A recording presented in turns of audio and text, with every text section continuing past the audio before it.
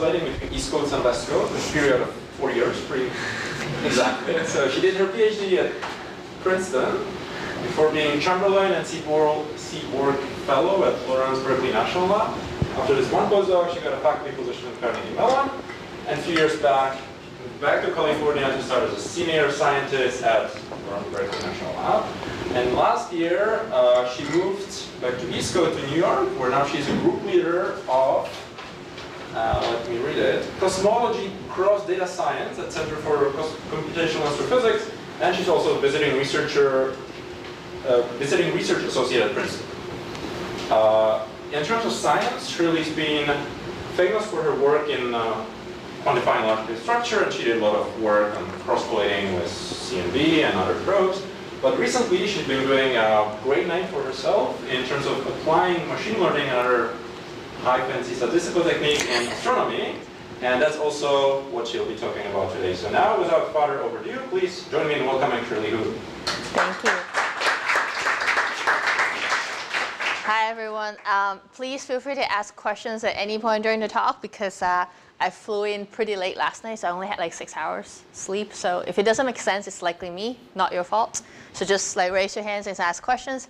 And most of the work are not done by me at all, as you might not have noticed. Faculty sort of like do not get to do a lot of the work, but they do a lot of talking.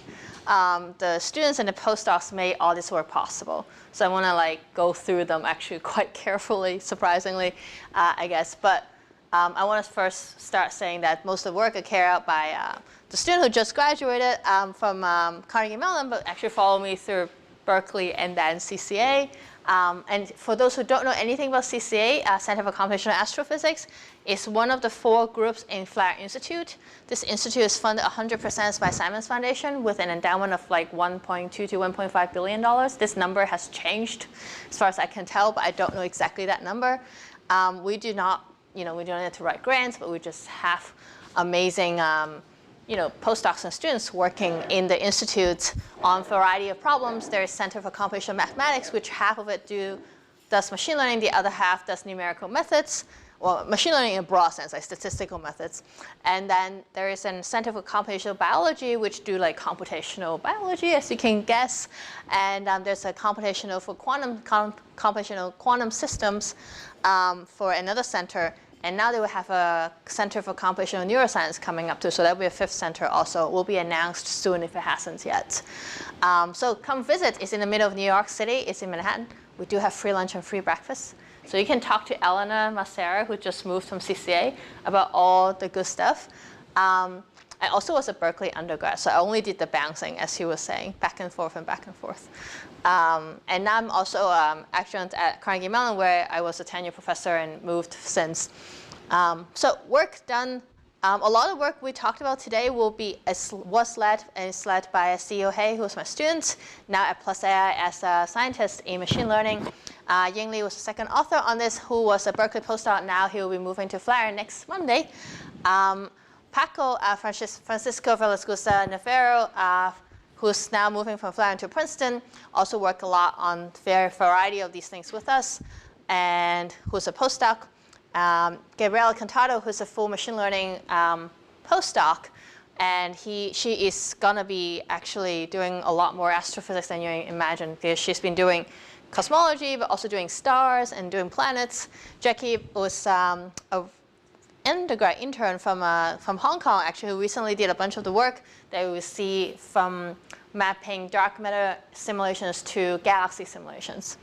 And there's a bunch of names here from NYU. These are NYU Center for Data Science students who work with us for one year, who has contributed hugely to our mapping in dark matter simulations to galaxies or to H1 without running the hydro, so just doing machine learning instead. And Wei Chen works with us in the dark matter simulations work from Facebook. Yu Feng, who was at Berkeley, now moved to Google. Lawrence Levasseur, who was a postdoc at Flatiron, now who just moved to assistant professorship in Montreal. Simon Rapabash was a postdoc at CMU way back when I was a young faculty. Now he's himself a faculty at University of Montreal. Barnabas Postles and Jeff Schneider are my long-term machine learning collaborator at CMU. So, but first, thank you for listening to all this So I'm not going to do a lot of introduction, but just to cut to the chase, I'm by nature a cosmologist. I will argue that the nature of dark matter or the nature of dark energy may be the two most interesting open questions in physics, but arguably two most expensive ones, given the large hadron colliders cost, or you can count W first or Euclid, which are both very, very expensive experiments. And what do they actually do?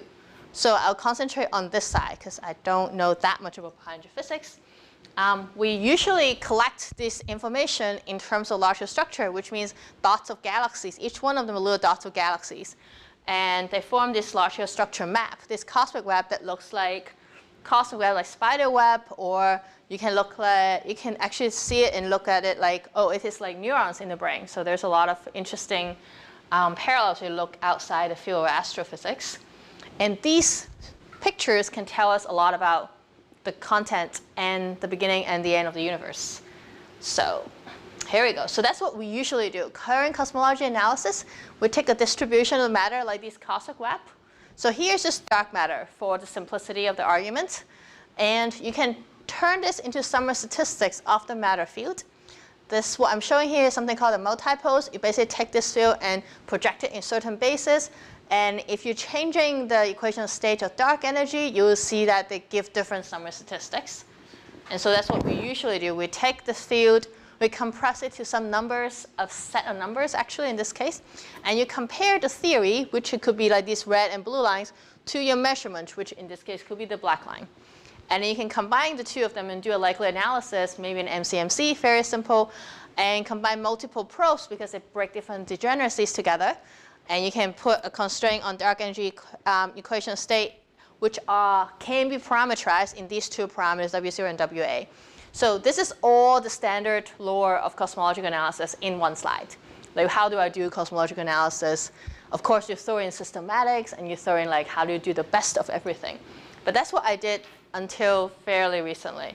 Like, that's what I got tenure for, basically. So then I got tenure and I thought, OK, I have to do better than what I've been doing, right? Because I can keep doing this for the next 30 years, and it's probably enough surveys to work on this. But I didn't want to do that for the next 30 years. So I did that. I secretly started doing something in machine learning before machine learning was a thing, like before deep learning was a thing. That's when TensorFlow and PyTorch didn't exist, so we had to write our own. This paper came out because we said, well, why don't we just throw the cosmological simulations? It's not the real data, but just throw it in and see whether the neural net actually, something like deep learning methods, would be able to extract more information than my method that I pioneered myself, right? So I thought I have to try this just to show that I can do better than the machine, or maybe the machine actually does better.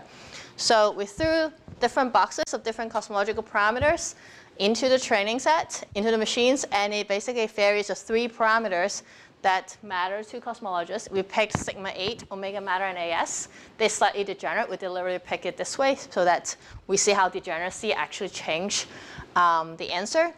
And it was published at International Conference for Machine Learning in 2016. By the way, for those who don't do machine learning, publishing in a conference, the acceptance rate for this conference was under 10%. So it's harder than most of our papers. So it was a big deal. And so what we did is that we took, can we use machine learning to try to do this using something called convolutional neural net? Now convolutional neural net is very easy, but back then it's fairly not easy. They had not even done a 3D convolutional neural net then back then. Our method, the reason it got published in machine learning conference is because it's the first time people did 3D convolutional neural net. They did 2D mostly because they do like postage stamps, images of faces. Still back then. 2016, you can't recognize the faces very well on Facebook if you remember those days. We put input, little cubes of cosmological parameters, cosmological simulations. You pass it through these many layers. It's not that deep, actually. And you can look at this for feature maps. And what you want to get out of it is, the cosmological parameters that you care about. We just picked 2 because we don't want to run into like 10. We just want to try it out and see what happened. Then you did this very simple thing, which is you throw in the training set, which is inputting n-bar simulations with known cosmological parameters. So you know what the answer is. And you validate it. You input the next set to validate it so that you tune the hidden parameters that you need to tune, how many layers, which when do you do normalization of the features or of the particular, say in this case, it will be over density, for example. And then you test. You input the n-body simulations with unknown cosmological parameters and predict. So very quick for the money plot. It achieves higher accuracies than our traditional method, and we don't know why. So this is the power spectrum analysis, which is what I usually do. We take the box, we run a normal likely analysis with the power spectrum, and that's the answers we got. It's slightly biased, and we actually later on completely remove the bias too.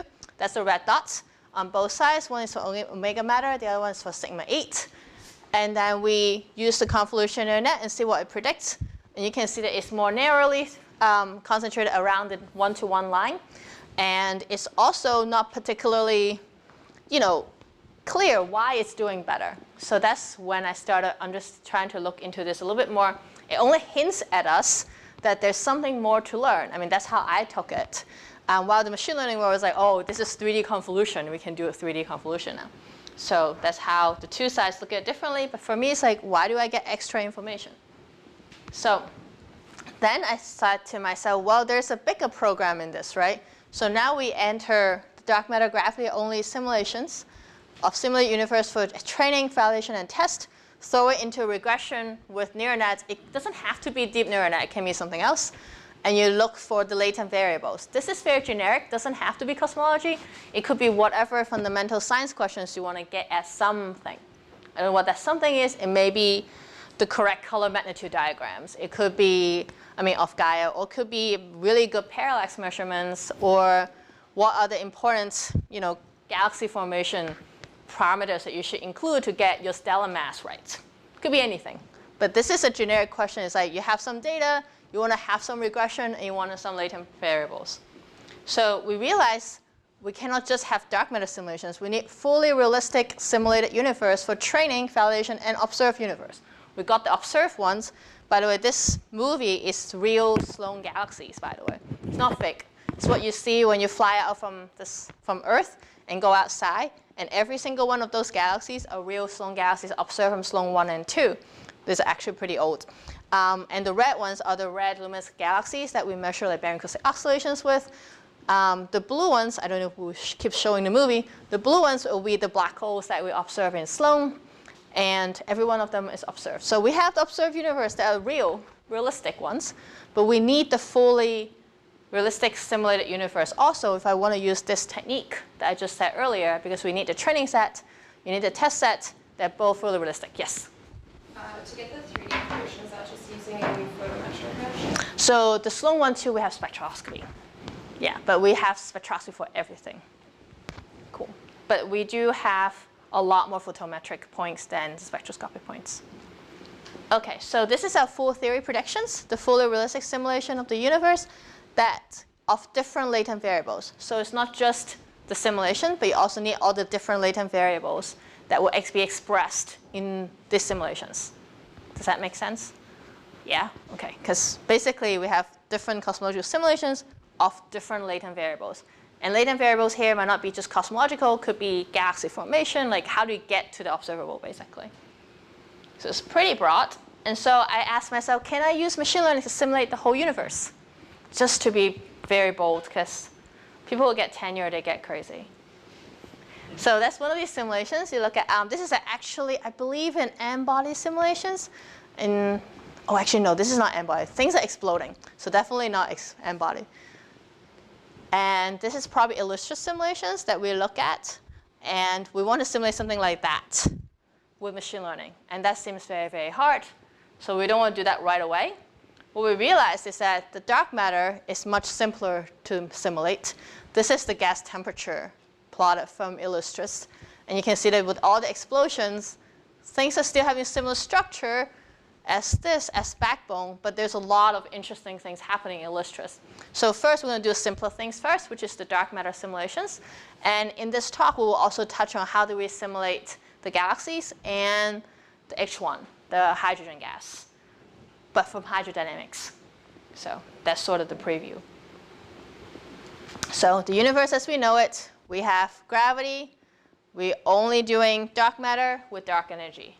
Okay, so that's the first set. And the set of experiments, we'll do it this way. We have input. It's going to be something important to notice is that machine learning is not perfect. So it cannot do everything. And we want to input as much physical intuition or information or prior that you know for sure is correct into it before you try to use machine learning blindly. Well, I try not to use it blindly if I can. I input the analytical approximation of the nonlinear evolution of the universe as input on the left-hand side.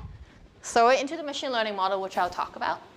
And we want to output positions and velocities of all the particles evolved under gravity after X years.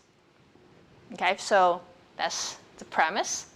And instead of using numerical simulations of Newton's laws, it doesn't matter if you use GR in this case, for all particles with smart algorithms to run really, really fast, we attempt to use machine learning to learn or interpolate from a large number of pre-run simulations that you already have that mapping of input-output, and we call this a training data.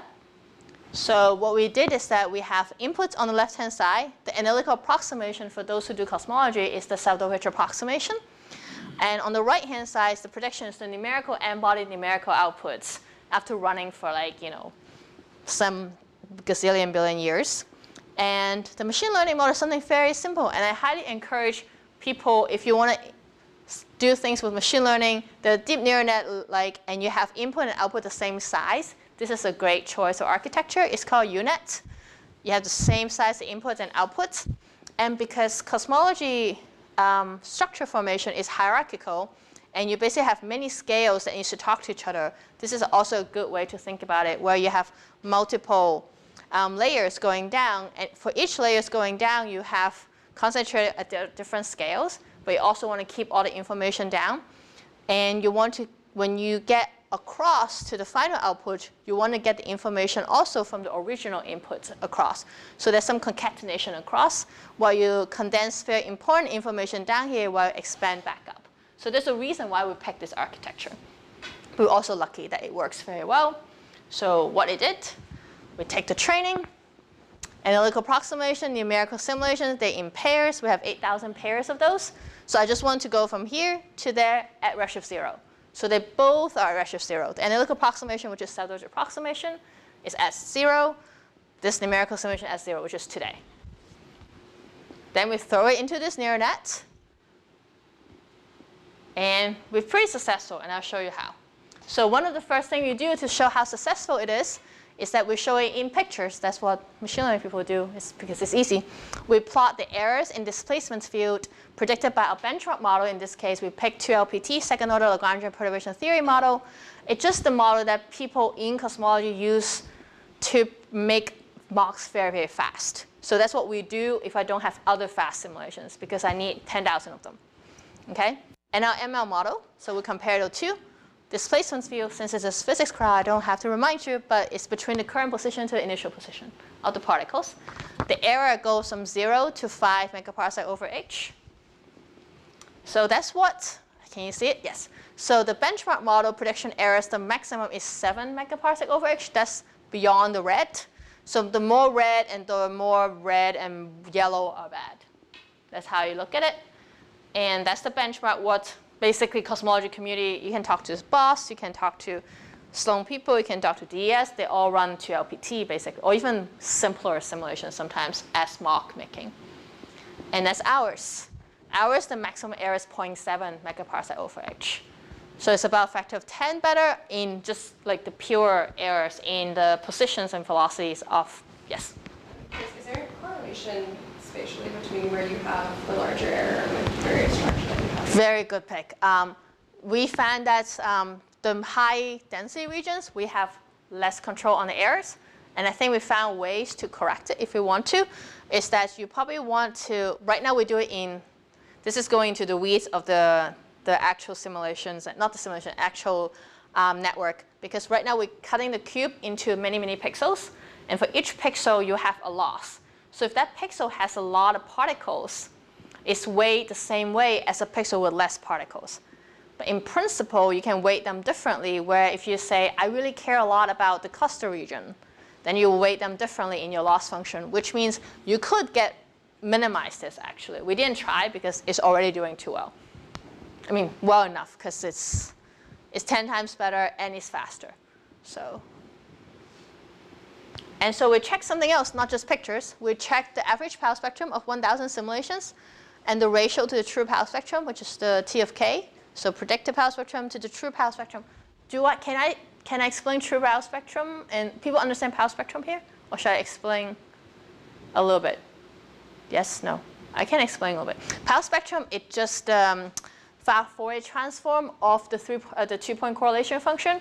And 2-point correlation function, it just means if you have a galaxy here, what's the excess probability of having a galaxy over there between that distances? And we Fourier transform it. So if you see a high value in the power spectrum, it means it's very likely that there is a galaxy at that scale away from you. That's all it means. Cool. So that's the power spectrum, but it's very, very commonly used in cosmology because you want to look at the field as a whole statistically. That is the ratio between the true and the predicted power spectrum. And that is the cross correlation coefficients, which basically looks at predicted cross true. And, well, OK, to be exact, this is the error power spectrum. I'll show you later. Sure. Yes? Does 2 LPT at the state of the art even today? That's what people still use, unfortunately, but yes. Because I thought the Euclid and people were using something much more accurate, but I may be... The Euclid hasn't done analysis yet. I'm just calling the ones that actually have done analysis. Euclid has no data. Right. Okay. So And I hope that Euclid would do better. And we actually, in Euclid, trying to push them to do a lot better than just doing 2LPT. The thing that Euclid's doing right now is not 2LPT, but they only run 1 simulations. So if they need 10,000 or 100,000, that's when people use 2LPT. But this is a good point. Like if you just need 1, you can run as accurate as possible. But when you need 10,000, then it's difficult. So here's the part I want to check all this stuff. The 1,000 simulations were predicted in 30 seconds, and 1 training simulation takes 1.8 million seconds. So just to give you a sense of how much faster we are. Here is the money plot. Blame it on me if it's not clear, but the analytical, well, first of all, you just want to know what the truth is. The truth is the green line. We want to be as close to the green as possible. And analytical approximation scheme is the blue line, which is not bad, actually, when you look at it. But our true fast simulation, truth and the predictions is so close, you cannot see the orange line. That's what our machine is predicting. You have to squint. And if you cannot squint, like me, you'll have to look at this, which is when you divide the orange line, which is our predictions, with the green. You can see it peaks out basically towards the end a tiny, tiny, tiny bit. While this is a prediction with the benchmark. So we're significantly better in scales, basically starting from the beginning, 0.05 all the way to 0.7. And it's still really good later on. So it's a few % difference, even at 0.7 or 0.8. K goes 0.7, 0.8. And the error, this is the difference, this is the ratio between the predicted power spectrum and the true power spectrum for us and for the benchmark. And this is the error power spectrum, which is ours, which is lower error, and the benchmark that people use. So we did all this stuff and said, OK, we checked on the 2-point functions. We're cosmologists. We're pretty anal about our science. It seems like the model is predicting well. So I say, hey, declare success. But then people ask us, well, 2-point function is easy because the 2-point function is pretty correct in our input. There's some correctness in the input already from the analytical approximation called salvage approximation. So people say, well, if you want the information that's non-Gaussian, you want to check the 3-point functions. So we did that. Want to test more than 2-point function, we go to 3-point functions. So what is 3-point function? Same thing as a 2-point function, except you have 3 points.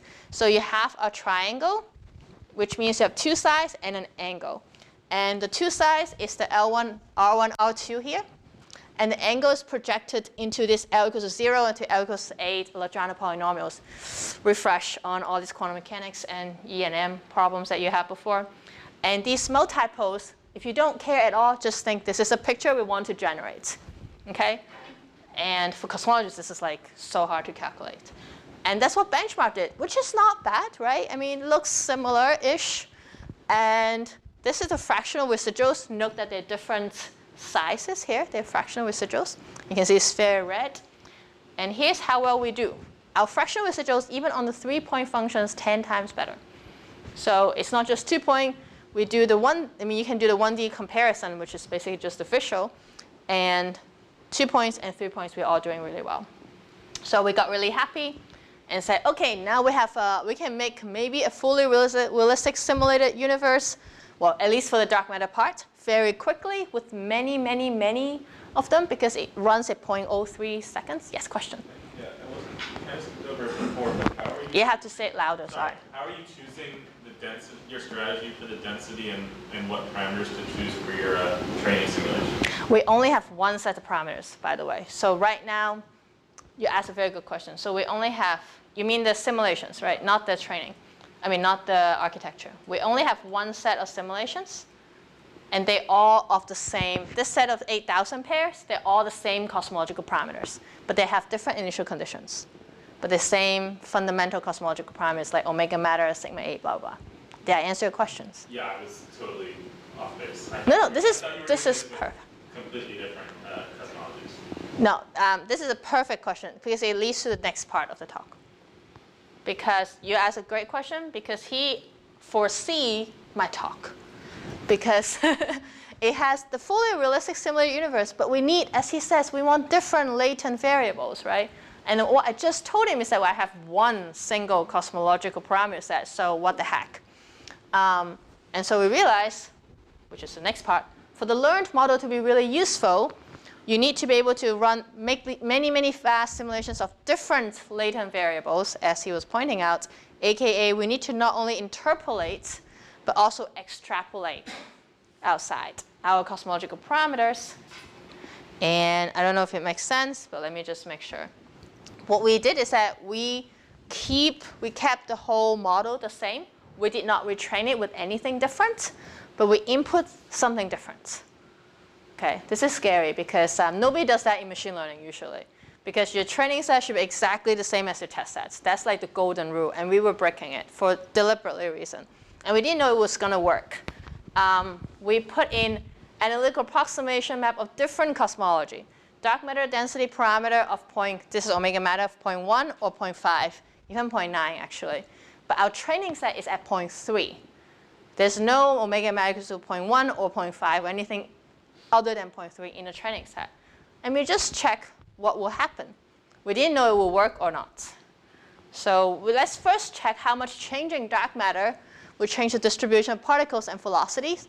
This is changing the number minus, basically this is what the original one minus the training set. Well, this is the new one minus the training set divided by training set for density and for displacement field.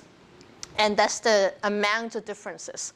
We're talking about 80% differences if you're looking at omega matter equals to 0.1.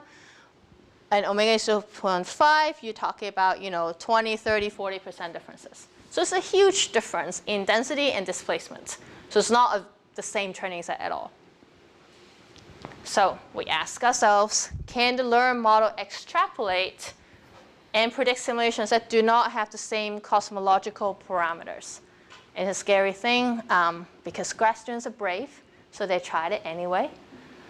And here's what happened. Can we extrapolate outside the training set, which is completely, just to remind you, I'll remind you later, this is one of the 2 successful examples that you extrapolate inside machine learning, just 2. So it's not the rule, it's the exception, okay? We looked at the power spectrum of 1,000 simulations. We look at the ratios to the true power spectrum. We look at the same thing, the error power spectrum. The tricky part is that this plot is complex. We have the solid lines of the simulation and the truth. I know the back is going to be hard to see. The long dashed line is the prediction with the machine learning. The short dashed line is the analytical approximation, which is the benchmark. The benchmark analytical approximation, okay? So here's the answer. Of course, omega matter equals to 0.3 does really well. What I mean by really well is that the long dashed line cannot be seen barely under the solid line. Like you cannot see it. The short dashed line is the benchmark that we beat. And the surprising thing is that it's true also for the blue and the green, which are omega matter equals to 0.1 and omega matter equals to 0.5. So for omega matter equals to 0.1, the long dashed line is also hidden, but so is the short dashed line. Because the omega matter equals to 0.1 universe is so linear, because there's not much stuff going on, the analytical approximation works perfectly fine. I mean, very good, actually. But the surprising thing is omega matter is equal to 0.5, where the analytical approximation sort of like really fails badly. But our method still works. And you cannot basically distinguish between the long dashed line and the solid line. And you can squint from here. The long dashed line is basically having peaked out for a few percent at this level. The short dashed line is the benchmark. So we are basically percent level again, even for different cosmological parameters from the training set. Okay, I pause here a tiny bit. And same thing for, I mean, you can see the error, we're doing really well. Okay, I'll pause here because the next part is like, what happened? We didn't need to overlap the training set with the test set. It's not the norm, by the way. We did not explicitly use any transfer learning or meta-learning, which is what people who do machine learning would immediately ask you. Maybe there's an overlap of information somewhere between these universes, which is what the physicists immediately will ask. Maybe the universe is fairly simple, so there's generalization and extrapolation by the network is easy. It's also possible. Can we explain or interpret this generalization? This is totally work in progress. We have some ideas in all of these different directions. I'm happy to tell you, but we haven't published that part yet. So just ask me questions at the end of the talk, and I'll tell you more about this, or you can tell me what you think is happening. I always get interesting ideas, and we investigate, basically. We have no idea. Was the same behavior when you changed other latent variables? To change what? Other latent variables. We actually changed both parameters, and we do sigma 8 and we do omega matter, same behavior. But we are looking at also the velocities. And the velocities behavior is slightly different from the densities. So there's some hints that we're working on. But we'll be happy to try like different cosmological parameters or latent variables and see how it works. Other questions? Does it depend on the architecture much? I do believe so, but this is like the vanilla architecture that we tried the first round. So we got really lucky, or this is some, like maybe the universe is simple, or the architecture is very powerful. I don't know. This is one of those press releases when we made, and the title that the press picked up was, AI is creating universe super fast, and the creator doesn't know why it works. That summarizes how I feel. Yes? Omega matter enters the power spectrum. I guess also for sigma 8 is crazy nonlinear, right? I mean, at least in your approach. I'm not sure if you put RST or anything else into the equation, but even without that, it's pretty nonlinear. So It is pretty nonlinear. do you expect from some sort of symmetries that the omega matter extrapolation would work just because it's a smooth function? It's not That's something both the physicists and the machine learners kind of ask us. It's like, A, is there symmetry that allows this? B, is there some kind of smooth extrapolation that's easier? Like, what if your function is a jump somehow? And then you might be very hard to extrapolate. We don't know. So again, I want to mention this is one of the 2 examples that work this way in machine learning. So don't attempt just because I said so that it works one time. Yes? Yeah, I actually work in particle physics, so I'm not completely familiar with this. But on the machine learning side, This is very simple architecture. yeah, in our case, we have the problem symmetries of the problem. So I wonder, I guess you tested what happens if your training sample is like rotated or flipped. So we did not need to do data augmentation or flipping or rotated, but all the simulations have periodic boundary conditions, which means, the box on the left-hand side go back out to the right-hand side. And we actually did some investigation into this. I mean, ideally we just stop here and do nothing. And we looked at something that if we don't pad the boundary conditions, like if you don't tell the computer that there is a boundary conditions that is periodic, then it will actually not do as well. It will not train as well. So that actually matters. So the symmetries was learned, but we actually are telling it that there's a periodic boundary conditions, and it really helped training and making it better. So the symmetries did matter, I think, in the end, but you have to tell it. Yes.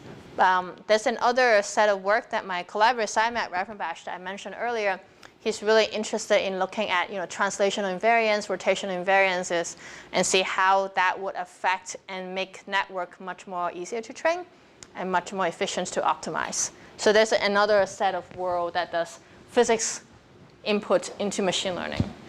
Sorry, isn't the convolutional now? You have to speak up. I'm horrible at listening. If you're doing convolutions, isn't it translation variance? Automatically, yes. But the rotation invariance is not automatic. Ours is sort of automatic because of the periodic boundary conditions that was enforced. But the translation, if you're doing convolution, yes. I think what SciMac is looking at all these other groups that I don't really know, like SU2 and SU3, like all that stuff. Yes, I saw some hands in the back. No? Okay. Just people are nodding their heads. Anyway, so we don't know how. Yes. Do the residuals grow with time differently for the different latent variables? So we haven't looked into this, but our next project is actually it's a collaboration with DeepMind, is to look at if we can do time series predictions, like as a function of time. But for cosmologists, it actually doesn't matter because it goes in 0.03 seconds this way. And then you can just do it for each time slice with this particular method. So for science, it doesn't change too much. But I think for machine learning, it's kind of interesting if you can predict with a time series, like a recurrent neural net, and see how it changes as a function of time. But that's a different project we haven't finished. Other questions? All right. So this is totally a work in progress. I'm happy to talk more about this, but I have way more questions than answers for this part of the work, which is cool. Now, similarly, we have gravity simulations that at least we can simulate them really, really fast. And you can extrapolate outside for two sets of cosmological parameters. I mean, for two cosmological parameters, you can go to a different number quite significantly, so we're happy. But then we want to do baryons because we kind of need to simulate a lot of stuff, including baryons because it describes everything we know, it's protons and electrons, and we need to include hydrodynamics and E&M, not just gravity. So we do this simulation next. So what are these things? What are these simulations? The simulations are of all the massive dark matter particles, the gas particles, the stars, the black holes that follow the rules of gravity and hydrodynamics. So basically solving the Euler equations. How expensive are these simulations? We have a few of them, and total cost about 100 million CPU hours. It's expensive, I guess. Why is it important? Is that because we observe the starlight from galaxies that are very far away and emissions from gas like hydrogen, and not dark matter particles directly. So in order to compare what we think is happening in the universe to what we actually observe by the telescopes, then we need to simulate all the gas, all the galaxies, and all the light.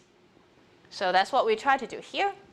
This is actually also out the paper. We just recently submitted a rewriting version to a NERPS workshop on machine learning across physical sciences. In case you guys are interested, that's a cool workshop I'm organizing. We have dark matter distribution on the left-hand side. And this is a simulation that's about 75 megaparsec on the side.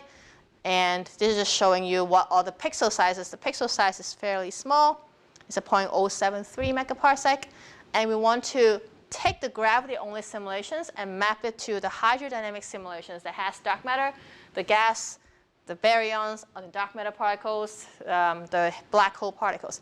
And the galaxy distribution is way sparser. That's actually one key point you'll see. This is the dark matter distribution, and that's the target subhalos, the galaxies that we want to simulate. These are subhalos with star particles that's non-zero, which means it has some stellar mass in it for those who are galaxy formation people. And you can see there's so much more particles, and you only need to pick out like, what, 15 of them? So it's actually a really hard problem, it turns out. So what we did is that we created a two-phase model architecture structure. The first part is just you take this map of it's all in 3D. We plot it in 2D, but it's all in 3D. These cubes, and then you want to say, is this next pixel going to contain a galaxy or not? So we'll do this first. And once you do that, you basically text out all the other stuff that does not include, it's not likely to have galaxies. Then you do a regression on how many galaxies that are there in that little pixel. And the pixel is so small, it basically locates the galaxy. So that's what we did. And we did pretty well, as you will see. The input, oh gosh, you guys can't see the bottom. This is the input, the target, and the prediction. And you can see the target and the prediction actually look extremely similar. And this prediction comes directly from the dark matter simulations. Yes. And of course, check something a little bit more complex than just pictures. We check the following: the power spectrum, again, of the predicted simulations and the ratios to the true power spectrum. The whole process for training plus prediction takes 3 hours total, so it's really fast.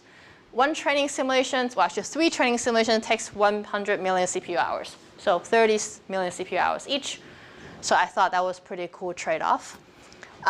We have the power spectrum we'll plot soon. Just to remind you, it's the Fourier transform of the 2-point function and the ratio to the truth for the power spectrum.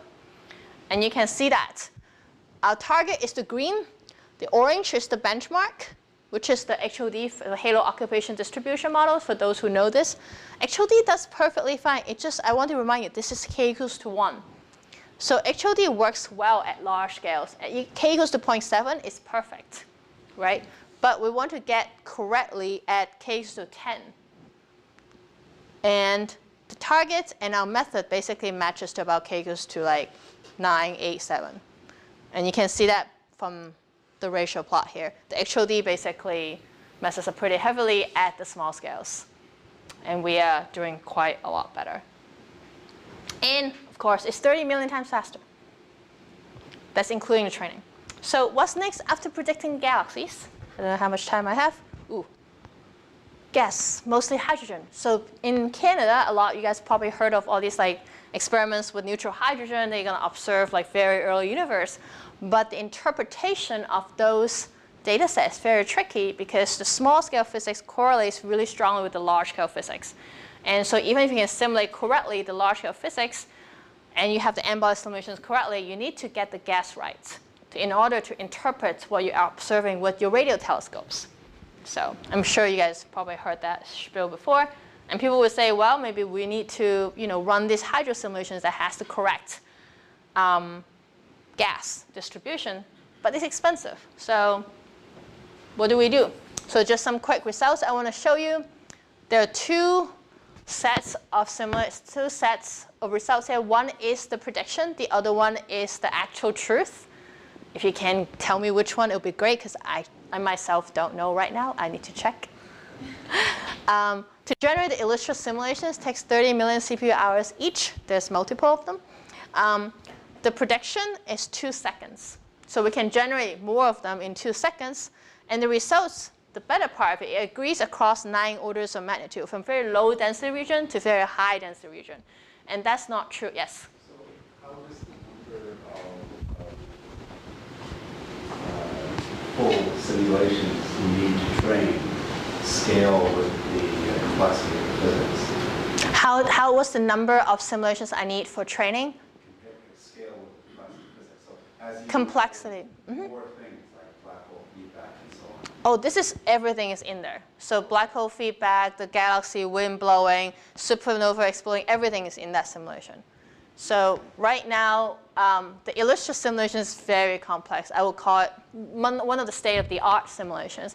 And we only have like those few. We use Illustris and Illustris TNG. And honestly, we only train with one of them.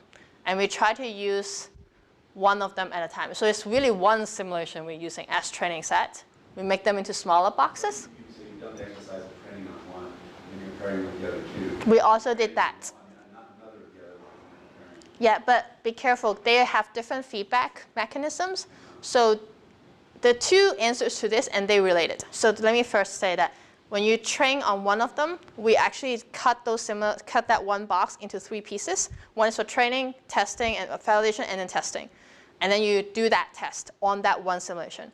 But then we got curious, and we tried to train on Illustris, the one set of simulations, and test it on another one and see how close they are. And they're surprisingly very, very similar. So that's another project that we haven't published, but surprisingly, all these tunings in the final tweaks and differences in galaxy formation and feedback models do not affect strongly how the model is able to learn and predict, similar behavior simulations. So that's kind of cool. But maybe Illustris and Illustris TNG are not that different. That's another answer that will be possible. Is it possible to do it with Illustris and test it on Eagle, for example? That's another thing that we're trying to do. Paco, Francisco, and a Valscusa Nefaro, I cannot say his full name because it's too difficult. He and a bunch of our postdocs and students are looking at if you have a bunch of you train on Illustris and teaches what cosmological parameter is in it. Okay, and you train on a bunch of different Illustris with different feedback mechanisms and galaxy formation models, okay? Then you give it the ego simulations and say, do you get the correct cosmological parameters? That's what they're doing. I mean, that's sort of similar to if I don't know the correct feedback model that you should put in for galaxy formation, can I get cosmology correctly with machine learning? Exactly. So that's the test, and that we're doing it too. Cool. But this is just some quick result to show for H1. And this is to show you the scale effective mass of hydrogen and the PDF for our target, which is a blue line. The benchmark is the black line. As you can see, this is the HOD model that Paco that has completely converted to working with machine learning because that's his model. And it's great. I mean, its HOD actually works really well in damn Lyman alpha system. It just doesn't work with Lyman alpha force or like very, very low density region. So you can do a really high density region or very low density region. You can't do both very well. And our predictions do fairly well, not perfect, but on all like 9 orders of magnitude. So far, what we've done have the following. We have the analytical approximation, that's gravity only. If you run it to full MBOS simulations, it takes 1.8 million CPU seconds. This is seconds, okay? And you can run another 30 million CPU hours to get the galaxies or the gas. Because it's one single simulation, I'll just count 30 million for now. And what we've done is that this one is down to 0.03 seconds and seems to extrapolate well. And each one of them, those predictions, 1 second and 2 seconds. So you can imagine using this as a way to be a full forward modeling of the universe and plugging in what we were talking about earlier, which is plugging in the whole thing to make fully realistic simulation of the universe to analyze the entire universe. It can be for galaxy surveys. It could be even for CMB if you want. But CMB is different. CMB is Gaussian, so doing 2-point function is perfect, except for the foreground stuff. Or maybe H1. So that's another possibility that people can look at. I would like to conclude because we're actually late. The process inference by comparing predictive simulations and observed data is quite ubiquitous in everyday life, at least everyday scientific life. If deep learning can indeed approximate simulations and even extrapolate sometimes outside the training set parameters, it would dramatically expand the boundary of what scientists can do these days and possibly other areas too. For extrapolation and generalization outside training set is not guaranteed. It's actually an exception in this case. There are few cases in ML that we know of, and we don't know why generalization happens in some cases and whether we can make this generalization transfer more robust. Can we design architecture that allows this generalization to happen better? There are possibly more deep learning that can do in terms of picking what simulations are most interesting to run, what observations are most interesting to make also, using maybe reinforcement learning. There's immense hype and possibly immense potential in the crosstalk between, I think, deep learning and sciences. So let's make it happen. Thank you.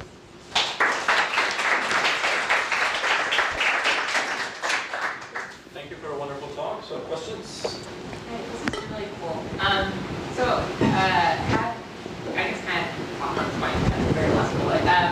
Have you thought about using something like a GAN architecture to generate, to not necessarily reproduce exactly what you said, to generate kind of like the multiverse? Yeah. So there are lots of. I mean, we did the H1 generations, but I think GANs are very hard to train personally. It's a pain, so I just want to beat it up usually when I do it.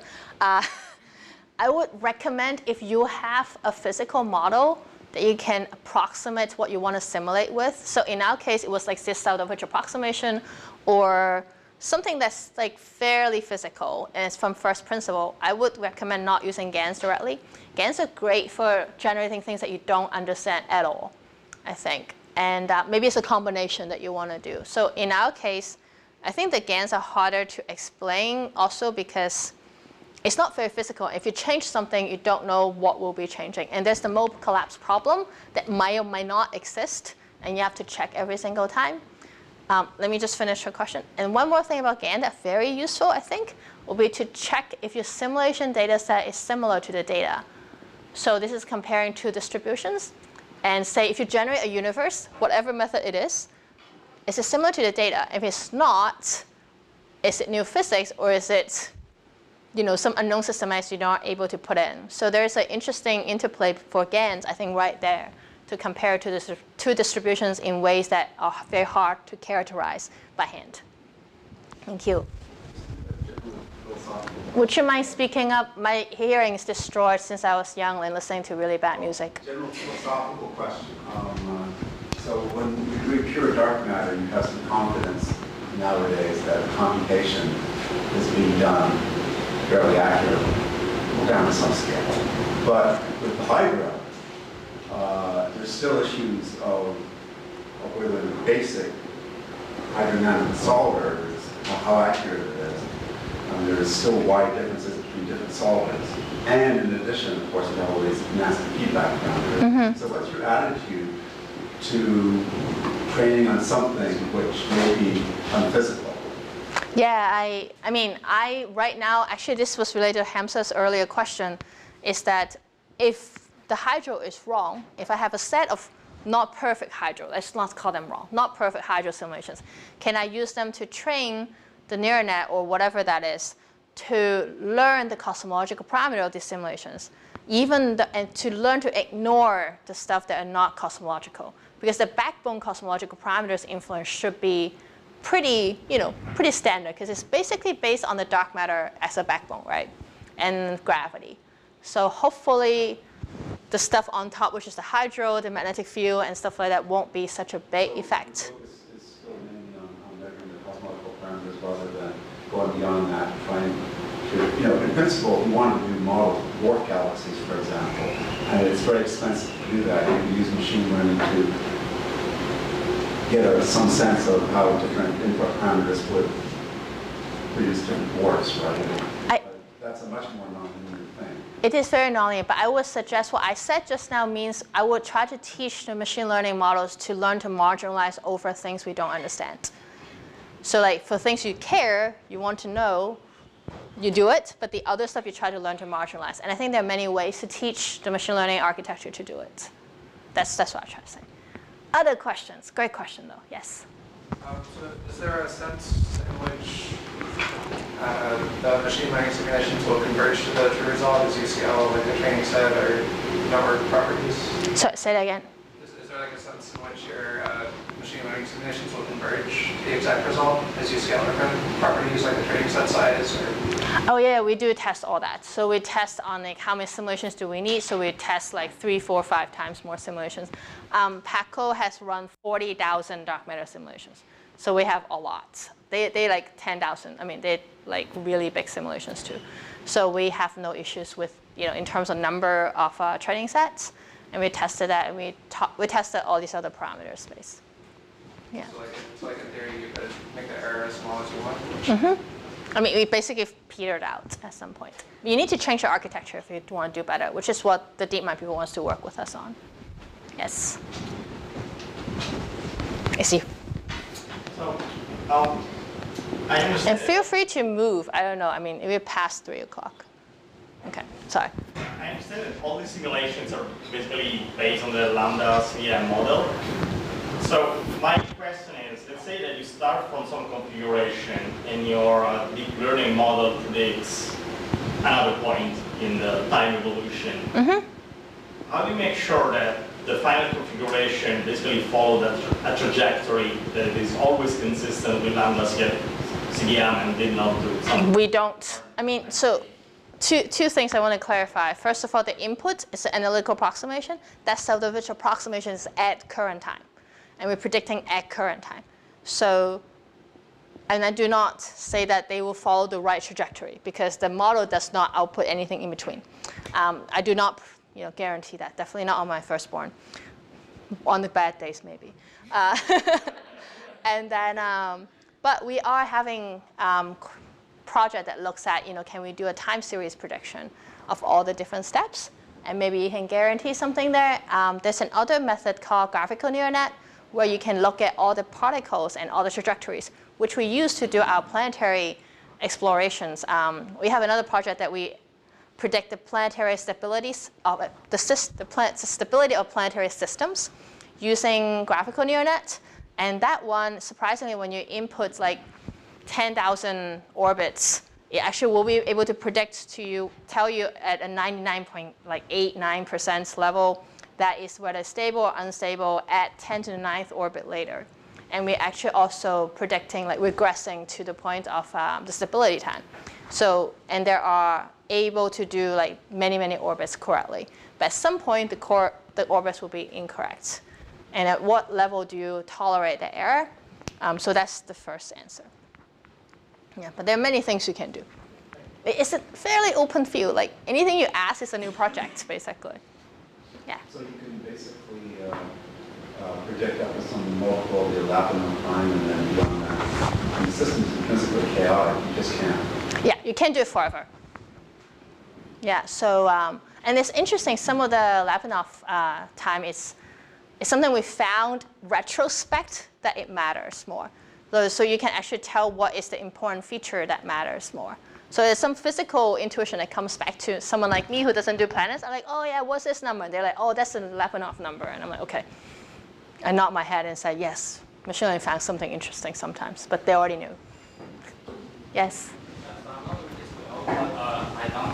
Question would be, so can you speak up? I'm sorry. Same thing with my ear. About the success in extrapolation, would it mean that the deep learning learn the topological properties of the universe instead of the exact structure? So the structure can change, but within a certain pattern. This is an interesting guess. People love to look at topology and symmetries, like given what we suggested. I don't know the answer to this. That's the first answer. But I think because our large-scale prediction is quite correct in cosmology, the input is already correct for the large-scale structure. Large scales. It's the small scales that we cannot make without running the n-body simulations. So I think we're learning the small scale. So like the large-scale input, it goes like this. 2 particles just passes by. While what the machine learning is able to learn and predict is that 2 particles come together and they do this. So they're learning the small scale coalescing, basically. And it seems like this is what it's learning. And it extrapolates outside to different cosmological parameters, at least for 2 of them. Yeah. Yes. I should let him decide. So maybe let's take it upstairs with cookies. And before that, just thank Shirley once. Thank you.